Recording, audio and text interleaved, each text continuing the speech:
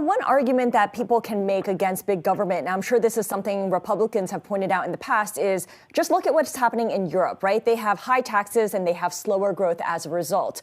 So what upside can Team Biden offer to its plans to offset any potential loss in GDP?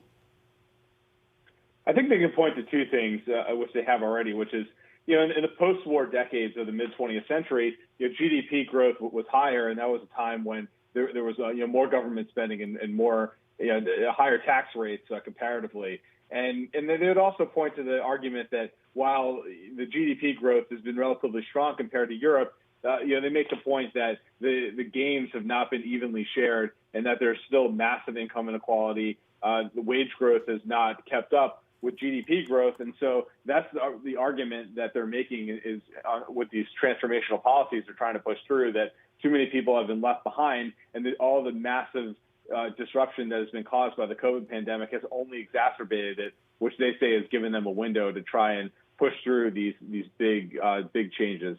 Got it. Jordan, thank you so much for putting this all into perspective. $1 trillion here, $1 trillion there. Pretty soon it really adds up. Jordan Fabian, our White House reporter.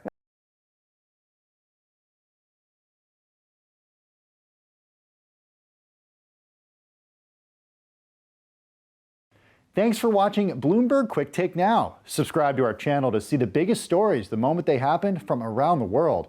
And tune in to our 24/7 live stream for global news coverage, interviews, deep dive shows, and documentaries on the stories you care about most.